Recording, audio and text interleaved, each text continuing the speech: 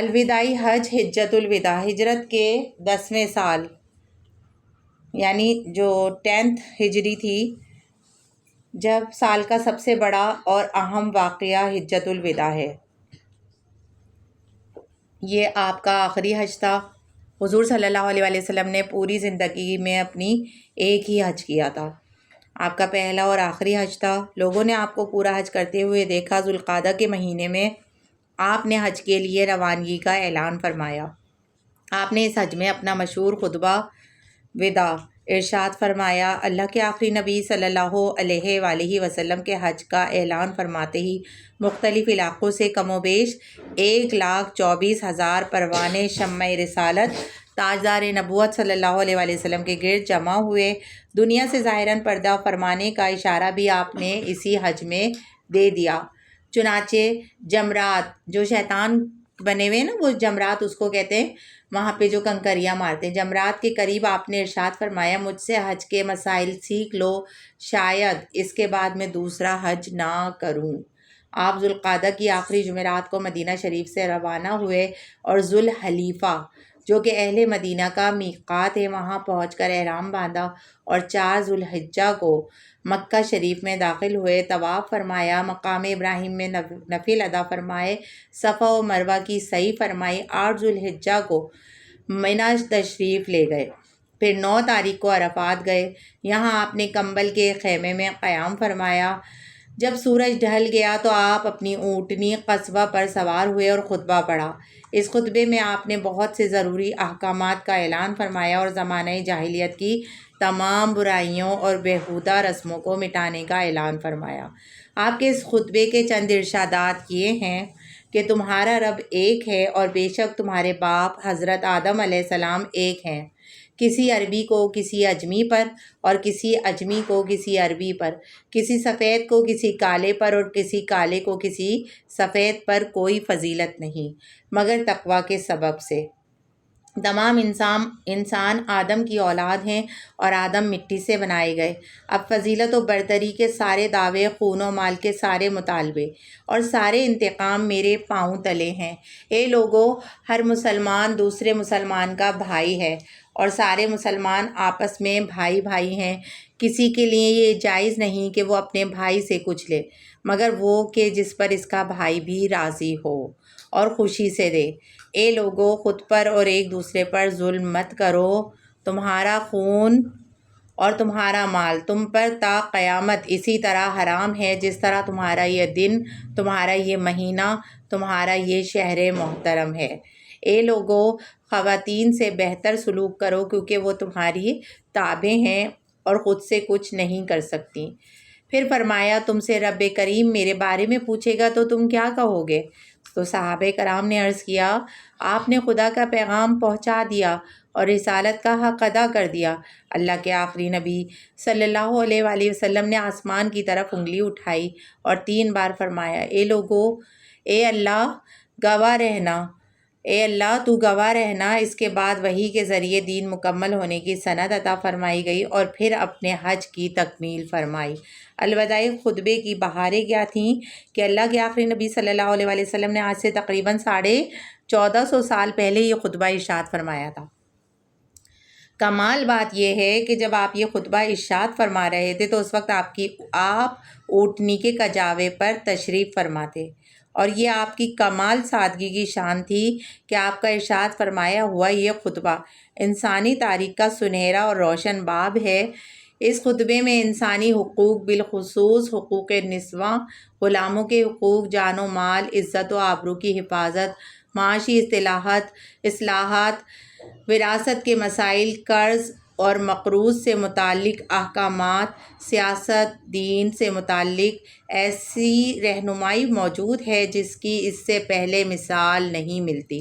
یہ خطبہ تمام اسلامی تعلیمات کا نچوڑ ہے اور حقوق و فرائض کا عالمی منشور ہے۔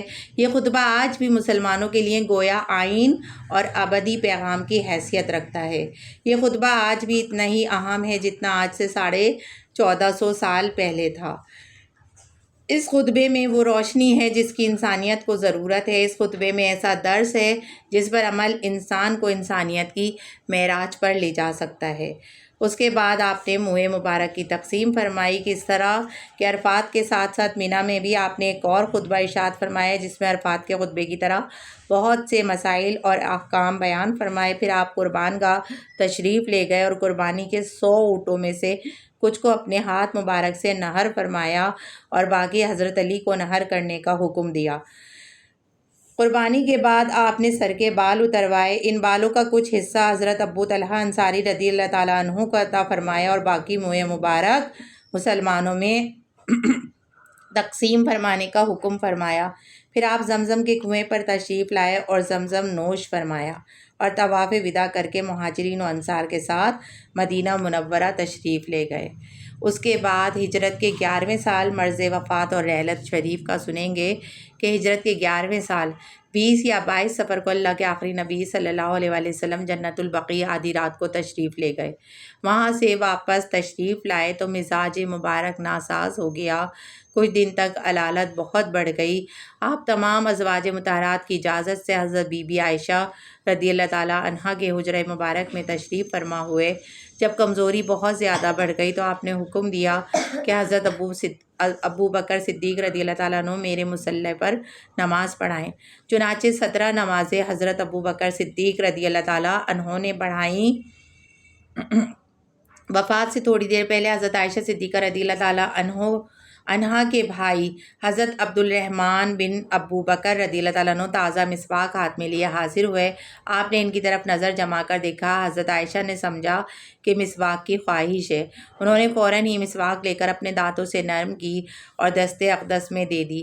آپ نے مسواک فرمائی۔ پیر کے دن ربیع الاول کے مہینے میں آپ نے رحلت فرمائی۔ مشہور قول کے مطابق 12 ربیع الاول ہجرت کے 11ویں سال آپ نے ظاہری طور پر اس دنیا سے پردہ فرمایا۔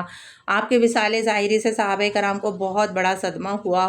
آپ کی وصیت کے مطابق آپ کے اہل بیت اور اہل خاندان نے آپ کی تجہیز و تکفین کی خدمت انجام دی۔ آپ کا جنازہ مبارک حجرہ شریف کے اندر ہی رہا۔ حضرت عباس رضی اللہ تعالیٰ عنہ نے نبی علیہ السلام کی نماز جنازہ ادا کرنے کی تفصیل یوں بیان فرمائی کہ جب اللہ کے آخری نبی صلی اللہ علیہ وآلہ وسلم وصال فرما گئے تو مرد داخل ہوئے اور انہوں نے بغیر امام کے انفرادی طور پر صلاۃ و سلام پڑھا۔ پھر عورتیں داخل ہوئیں تو انہوں نے بھی آپ پر صلاۃ و سلام پڑھا۔ پھر بچے گئے تو انہوں نے بھی ایسا ہی کیا۔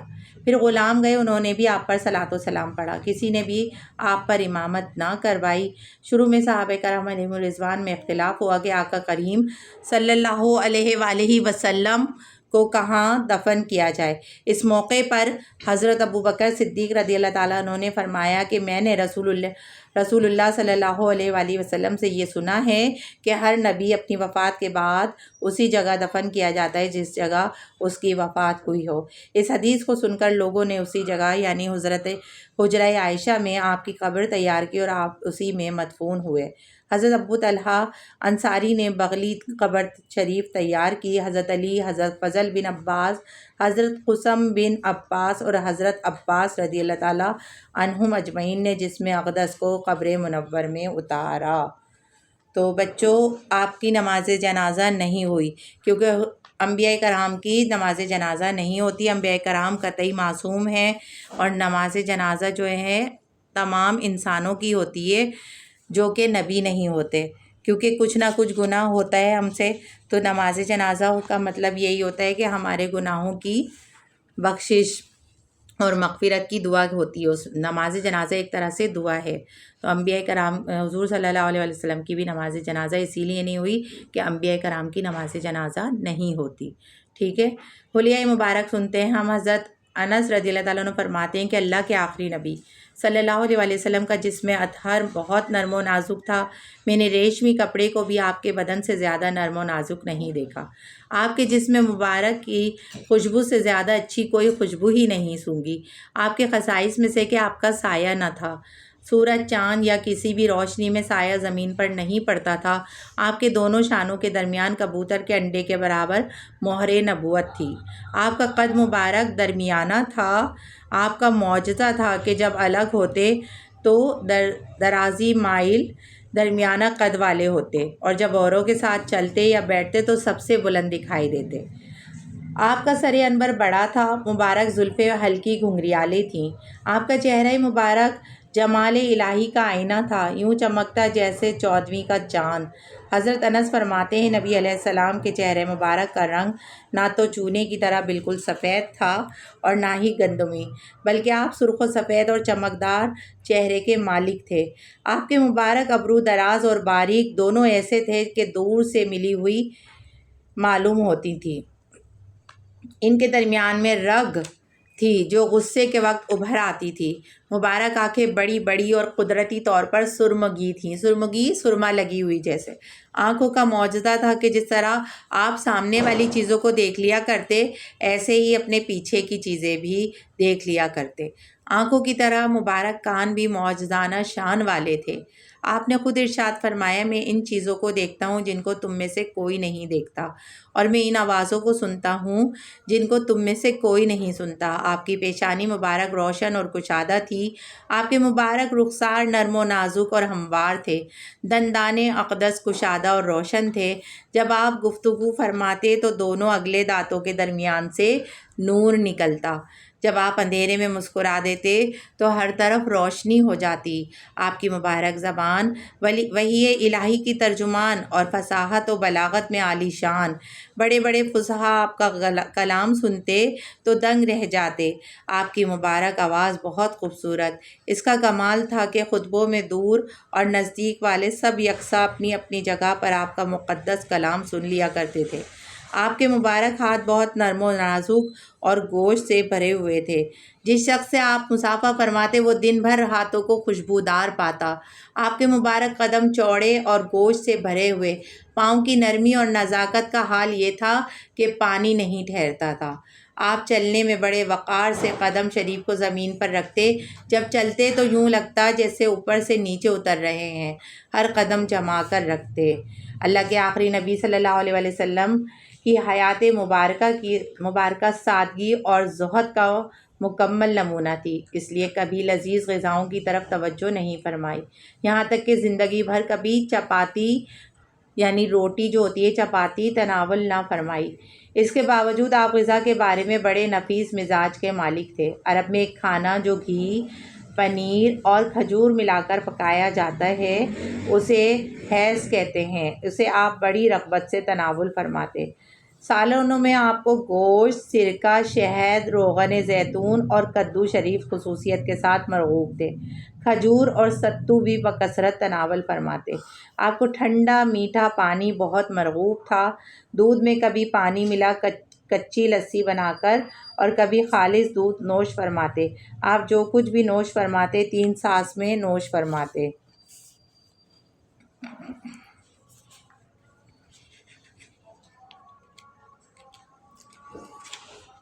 پسندیدہ لباس حضور صلی اللہ علیہ وآلہ وسلم کا تھا جبہ، قبا، پیرہن، تہبند، حلہ، چادر، امامہ، ٹوپی، موزہ، ان سب کو آپ نے شرف بخشا اور زیب تن فرمایا۔ رنگوں میں سفید کپڑا آپ کو بہت پسند تھا۔ ایک روایت کے مطابق سبز رنگ بھی آپ کو بہت پسند تھا۔ آپ کی مبارک سواریاں تھیں۔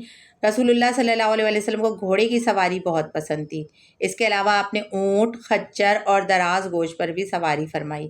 عادت و اخلاق مبارکہ آپ کی حسن صورت کے ساتھ ساتھ حسن سیرت میں بھی آپ بے مثل و بے مثال تھے۔ آپ کمزوروں کی مدد فرمانے والے تھے، اپنوں تو کیا دشمنوں پر بھی نرمی فرماتے، عاجزی و انکساری فرمانے والے، اپنی ذات کے لیے نہ غصہ کرتے نہ انتقام لیتے، مریضوں کی عیادت فرماتے، غم زدوں کی غمخواری فرماتے، امیر ہو یا غریب سب سے یکساں برتاؤ فرماتے، سب کی دعوت قبول فرماتے، اپنا کام اپنے ہاتھ سے کرنا پسند فرماتے، تمام جہان میں سب سے بڑھ کر عادل اور پاک دامن تھے۔ آپ ٹھہر ٹھہر کر بڑے وقار سے گفتگو فرماتے، گفتگو میں اتنی روانی اور نکھار ہوتا کہ کوئی جملے گننا چاہتا تو گن سکتا تھا۔ آپ بڑے حیادار تھے، آپ کی امانت و صداقت کے دشمن بھی معترف تھے۔ آپ کے اخلاق اتنے عالی شان تھے کہ خود رب کریم ارشاد فرماتا ہے کہ ترجمہ کنز ایمان، اور بے شک تم یقیناً عظیم اخلاق پر ہو۔ فضائل و خصائص سنتے ہیں۔ تمام انبیاء میں سب سے بڑا مرتبہ اللہ کے آخری نبی صلی اللہ علیہ وآلہ وسلم کا ہے۔ قرآن و حدیث میں آپ کے بے شمار فضائل و خصائص بیان ہوئے ہیں۔ ان میں سے چند یہ ہیں کہ دیگر انبیاء کرام کسی خاص قوم کی طرف بھیجے جاتے۔ آپ تمام مخلوق، انسان، جن، بلکہ ملائکہ، حیوانات، جمادات، بے جان اشیاء سب کی طرح مبعوث ہوئے۔ جس طرح انسان پر آپ کی اطاعت فرض ہے، اسی طرح ہر مخلوق پر آپ کی اطاعت اور فرمانبرداری فرض ہے۔ آپ فرشتوں، انسانوں، جنات، حور و غلمان، حیوانات و جمادات غرض تمام جہان کے لیے رحمت ہیں۔ مسلمانوں پر تو نہایت ہی مہربان ہیں۔ نبی علیہ السلام خاتم النبیین ہیں، یعنی اللہ پاک نے سلسلہ نبوت آپ پر ختم کر دیا۔ آپ کے زمانے میں یا بعد میں کوئی نبی نہیں ہو سکتا۔ جو آپ کے زمانے میں یا آپ کے بعد کسی کو نبوت ملنا مانے یا جائز جانے وہ کافر ہے، اس لیے قیامت تک کوئی نبی نہیں آئے گا۔ آپ تمام مخلوق الہی میں سب سے افضل ہیں۔ اوروں کو فردن فردن یعنی ایک ایک کر کے جو کمالات عطا ہوئے وہ سب آپ میں جمع کر دیے گئے۔ ان کے علاوہ آپ کو وہ کمالات بھی ملے جن میں کسی کا حصہ نہیں، بلکہ اوروں کو جو کچھ ملا حضور علیہ السلام کے صدقے میں ملا۔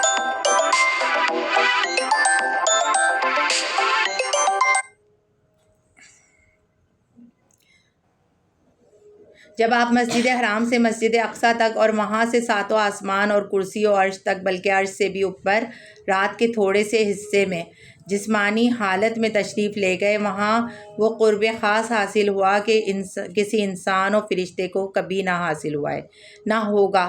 جمال الہی سر کی آنکھوں سے دیکھا، کلام الہی بلا واسطہ سنا اور آسمان و زمین کے ذرے ذرے کو ملاحظہ فرمایا۔ آپ کی محبت مدار ایمان، بلکہ ایمان اسی محبت ہی کا نام ہے۔ جب تک آپ کی محبت ماں باپ، اولاد اور تمام جہان سے زیادہ نہ ہو، آدمی مسلمان نہیں ہو سکتا۔ آپ کی اطاعت عین اطاعت الہی ہے، بلکہ اللہ پاک کی اطاعت سرکار الہی صلی اللہ علیہ وآلہ وسلم کی اطاعت کے بغیر ناممکن ہے۔ یہاں تک کہ آدمی اگر فرض نماز میں ہو اور آپ اسے یاد فرمائیں فوراً جواب دے اور حاضر خدمت ہو، یہ شخص کتنی ہی دیر تک نبی علیہ السلام سے کلام کرے، بدستور وہ نماز میں ہی ہے، اس سے نماز میں کوئی خلل نہیں۔ آپ کی تعظیم و توقیر جس طرح اس وقت تھی کہ آپ اس عالم میں ظاہری نگاہوں کے سامنے تشریف فرما تھے، اب بھی اسی طرح فرض اعظم ہے۔ جب آپ کا ذکر آئے تو بکمال خشوع و خضوع و انکسار بادب سنیں، اور نام پاک سنتے ہی درود شریف پڑھنا واجب ہے۔ اللہ کریم نے آپ کو بے شمار معجزات عطا فرمائے، چاند کے 2 ٹکڑے کر دینا، ڈوبا سورج پلٹا دینا، لکڑیوں کو بلب کی مانند روشن کر دینا، لعاب دہن یعنی تھوک مبارک سے کھاری کنووں کو میٹھا کر دینا، دور دراز کے افراد کی امداد کرنا، انگلیوں سے پانی کے چشمے بہا دینا، اشارے پر بارش کا برسنا، شجر و حجر سے کلام فرمانا، تھوڑا سا کھانا اور دودھ کثیر جماعت کے لیے پورا کر دینا، درختوں کا چل کر آپ کی سلامی کے لیے آنا اور جانوروں کا انسانی بولی بولنا سمیت آپ کے کثیر معجزات ہیں۔ قرآن پاک بھی آپ کے معجزات میں سے ہے۔ اللہ کریم صلی اللہ علیہ وآلہ وسلم نے قرآن پاک میں بہت جگہ حضور صلی اللہ علیہ وآلہ وسلم کے معجزات کا ذکر کیا ہے۔ اللہ کے آخری نبی صلی اللہ علیہ وآلہ وسلم کے فضائل کا ایک روشن باب یہ بھی ہے کہ خود اللہ رب العالمین نے آپ کی عظمت و شان قرآن پاک میں کئی مقامات پر بیان فرمائی ہے، چنانچہ ترجمہ کنز ایمان، اور اگر جب وہ اپنی جانوں پر ظلم کر بیٹھے تھے تو اے حبیب تمہاری بارگاہ میں حاضر ہو جاتے، پھر اللہ سے معافی مانگتے اور رسول بھی ان کی مغفرت کی دعا فرماتے تو ضرور اللہ کو بہت توبہ قبول کرنے والا مہربان پاتے۔ آگے ایک اور جگہ آمد مصطفیٰ کی خوشخبری اور ان پر ایمان لانے کا حکم۔ ترجمہ: اے لوگو، تمہارے رب کی طرف سے تمہارے پاس یہ رسول حق کے ساتھ تشریف لائے تو ایمان لاؤ، تمہارے لیے بہتر ہوگا۔ اے اہل کتاب، بے شک تمہارے پاس ہمارے رسول تشریف لائے، وہ تم پر بہت سی وہ چیزیں ظاہر فرماتے ہیں جو تم نے اللہ کی کتاب سے چھپا ڈالی تھی، اور بہت سی معاف فرما دیتے ہیں۔ بے شک تمہارے پاس اللہ کی طرف سے ایک نور آ گیا اور ایک روشن کتاب۔ اس طرح قرآن کریم میں حضور اکرم صلی اللہ علیہ وآلہ وسلم کی بہت زیادہ شان بیان کی گئی ہے جگہ جگہ۔ ایک جگہ: اور ہم نے تمہاری خاطر تمہارا ذکر بلند کر دیا، سورہ الم نشرح میں، ورفعنا لک ذکرک۔ اور اسی طریقے سے انا اعطیناک الکوثر، اے محبوب بے شک ہم نے تمہیں بے شمار خوبیاں عطا فرمائیں۔ احادیث مبارکہ میں بھی کئی مقامات پر اللہ کے آخری نبی صلی اللہ علیہ وآلہ وسلم نے خود اپنے فضائل بیان فرمائے ہیں۔ جیسے مثال کے طور پر ایک حدیث مبارکہ ہے کہ میں روز قیامت تمام آدمیوں کا سردار ہوں اور اس پر کوئی فخر نہیں ہے۔ میرے ہاتھ میں لوائے حمد کا پرچم ہوگا، لوائے حمد کا، اور اس پر کوئی فخر نہیں ہے۔ قیامت کے دن حضرت آدم اور ان کے سوا جتنے ہیں سب میرے پرچم تلے جمع ہوں گے۔ 5 خصوصیات مصطفیٰ جو ان سے پہلے کسی کو نہیں دی گئی تھی۔ حضور پاک صلی اللہ علیہ وسلم نے فرمایا کہ 1 ماہ کی مسافت کے روب کے ذریعے میری مدد کی گئی، میرے لیے مال غنیمت حلال کیا گیا حالانکہ مجھ سے پہلے کسی کے لیے حلال نہیں تھا، میرے لیے تمام زمین کو سجدہ گاہ اور مٹی کو پاک بنایا گیا، لہٰذا میرے کسی امتی کو نماز کا وقت ہو جائے تو وہ وہیں نماز پڑھ لے، یعنی پوری زمین پاک ہے، نماز پڑھ سکتے ہیں۔ مجھے منصب شفاعت عطا کیا گیا، یعنی حضور پاک ہماری شفاعت انشاءاللہ تعالی قیامت کے دن فرمائیں گے۔ ہر نبی کو ایک خاص قوم کی طرف مبعوث کیا گیا جبکہ مجھے تمام لوگوں کی طرف بھیجا گیا۔ حضرت ابو ہریرہ رضی اللہ تعالیٰ عنہ فرماتے ہیں کہ ایک بار صحابہ کرام علیہم الرضوان نے بارگاہ رسالت میں عرض کیا کہ یا رسول اللہ، یہ ارشاد فرمائیے کہ آپ کو شرف نبوت سے کب سرفراز فرمایا گیا؟ تو آپ نے ارشاد فرمایا کہ میں اس وقت بھی نبی تھا جبکہ آدم کی تخلیق ابھی جسم اور روح کے مرحلے میں تھی۔ صحابی رسول حضرت عمر فاروق رضی اللہ تعالیٰ عنہ نے ایک بار روتے ہوئے اللہ کے آخری نبی صلی اللہ علیہ وسلم کی شان بیان فرمائی۔ اس کی گفتگو یہ تھی کہ یا رسول اللہ، میرے ماں باپ آپ پر قربان۔ پہلے آپ کھجور کے ایک تنے پر خطبہ ارشاد فرماتے، لوگوں کی کثرت کی وجہ سے پھر آپ ممبر پر خطبہ دینے لگے۔ کھجور کا وہ تنا آپ کی جدائی میں رویا، یہاں تک کہ آپ نے اپنا دست شفقت اس پر رکھا تو اسے قرار آیا۔ آپ کی جدائی پہ آپ کی امت رونے کا زیادہ حق رکھتی ہے۔ یا رسول اللہ، میرے ماں باپ آپ پر قربان، آپ کے رب کے ہاں آپ کا وہ مقام اتنا بلند ہے کہ اس نے آپ کی اطاعت کو اپنی اطاعت قرار دیا۔ چنانچہ ارشاد فرمایا، سورہ نساء آیت نمبر 80، ترجمہ، جس نے رسول کی اطاعت کی اس نے اللہ کی اطاعت کی۔ یا رسول اللہ، میرے ماں باپ آپ پر قربان، آپ کے رب کے ہاں آپ کا مقام اتنا بلند ہے کہ اس نے سب انبیاء کے بعد آپ کو بھیجا مگر آپ کا ذکر سب انبیاء سے پہلے فرمایا۔ چنانچہ ارشاد ہوتا ہے، پارہ 21 سورہ احزاب آیت نمبر 7، ترجمہ، اور اے محبوب یاد کرو جب ہم نے نبیوں سے ان کا عہد لیا اور تم سے اور نوح اور ابراہیم اور موسیٰ اور عیسیٰ بن مریم سے عہد لیا اور ہم نے ان سب سے بڑا مضبوط عہد لیا۔ یا رسول اللہ، میرے ماں باپ آپ پر فدا ہوں۔ اللہ پاک نے حضرت موسیٰ علیہ السلام کو یہ معجزہ دیا کہ پتھر پر عصا مارنے سے چشمے بہہ نکلے، لیکن اس سے بڑھ کر حیرت انگیز بات یہ ہے کہ آپ کی مبارک انگلیوں سے پانی کے چشمے جاری ہوئے۔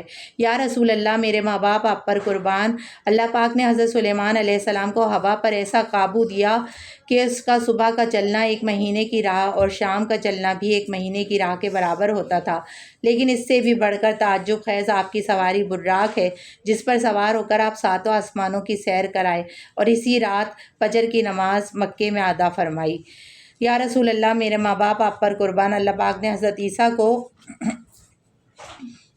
مردے زندہ کرنے کا معجزہ عطا فرمایا، لیکن اس سے بڑھ کر حیرت انگیز بات یہ ہے کہ بکری کے بھنے ہوئے زہریلے گوشت نے آپ سے کلام کیا اور کہنے لگا، مجھے مت کھائیں کہ مجھ میں زہر ملا ہوا ہے۔ یا رسول اللہ، میرے ماں باپ آپ پر قربان، حضرت نوح علیہ السلام نے اپنی قوم کی ہلاکت کے لیے دعا کی اور آپ نے فرمایا، ترجمہ، حضرت نوح علیہ السلام نے جو دعا کی نا، سورہ نوح آیت نمبر 26 پارہ 29، ترجمہ، اے میرے رب، زمین پر کافروں میں سے کوئی بسنے والا نہ چھوڑ۔ اگر آپ بھی اسی طرح دعا کرتے تو ہم تباہ و برباد ہو جاتے، لیکن آپ کی شفقت ہے کہ آپ کو ستایا گیا، تکالیف دی گئیں، آپ کو زخمی کیا گیا، تب بھی آپ نے خیر کے سوا کچھ نہ کہا۔ آپ کی قوم نے جب آپ کو تکلیف پہنچائی، آپ کی زبان مبارک سے یہی الفاظ ادا ہوئے، اے اللہ میری قوم کو معاف فرما کہ وہ مجھے نہیں جانتے۔ یا رسول اللہ، میرے ماں باپ آپ پر قربان، اعلان نبوت کے بعد تھوڑے ہی عرصے میں لوگ آپ پر ایمان لے آئے، آپ کی پیروی کرنے لگے، جبکہ حضرت نوح علیہ السلام کے ساتھ ایسا نہ ہوا، حالانکہ انہوں نے لمبی عمر بھی پائی اور کافی عرصے تبلیغ بھی فرمائی۔ آپ کی زندگی میں ہی کثیر لوگ آپ پر ایمان لے آئے، جبکہ حضرت نوح پر ایمان لانے والوں کی تعداد بہت کم تھی۔ اس طرح آج ہمارا سیرت کا کورس کمپلیٹ ہوا بچوں۔ اللہ تعالیٰ سے دعا ہے کہ ہم نے جو کچھ سنا اسے یاد رکھنے کی توفیق عطا فرمائے، اور ہمیں آقا کریم صلی اللہ علیہ وآلہ وسلم کا سچا پکا عشق نصیب فرمائے۔ ہمیں آقا کریم صلی اللہ علیہ وآلہ وسلم سے اپنے ماں باپ، اپنے بہن بھائی، عزیز و اقارب، رشتہ دار، دوست احباب سے زیادہ بڑھ کر محبت ہونی چاہیے۔ اللہ تعالیٰ قبول فرمائے ہمارا یہ کورس۔ اللہم آمین بجاہ خاتم النبیین صلی اللہ علیہ وآلہ وسلم۔